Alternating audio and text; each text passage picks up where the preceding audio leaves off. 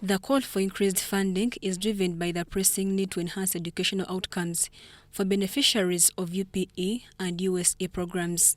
The Local Government Finance Commission, along with the Uganda Negotiations Advocacy Team, said this fund should be increased from 20,000 to 40,000 for UPE and from 170,000 to 250,000 for USA. Because when you translate it into termly allocation, this is 6,000, about 6,000 shillings per child per term, and still very little.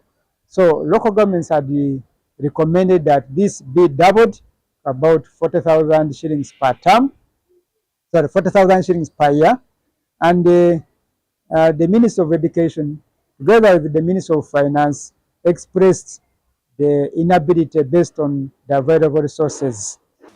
So we have instructed local governments to go back and count the children in the schools or verify. We can use those interchangeably. So when we get the actual numbers within the schools, then we can know that whether our learners are at 25,000, 30,000, that will be the new unit cost that we are going to adopt based on the verification numbers from the local governments. Among the programs to be implemented by the Ministry of Education and Sports for the financial year 2025-2026 are implementation of presidential pledges and enhancing human capital.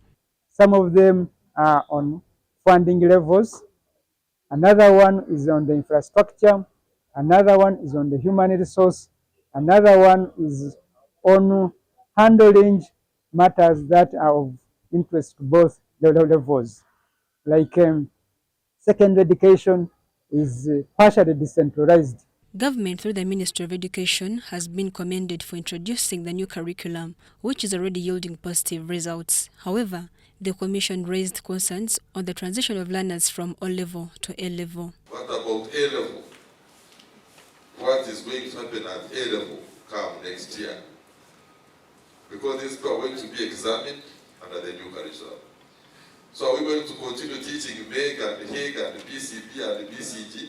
The teacher training institutions need to be prepared, need to be capacitated so that they can be able now to train teachers who will be able to deliver this competency-based curriculum. And that is a gap I want to agree with you. We didn't address the two at the same time, this initial training and the pre-service training.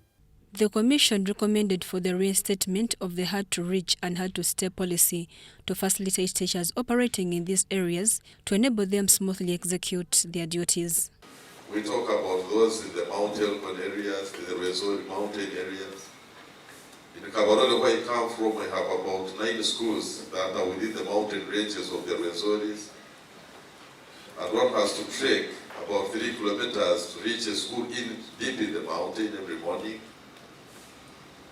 And now you compare this same teacher with someone teaching in Nakasero Primary School.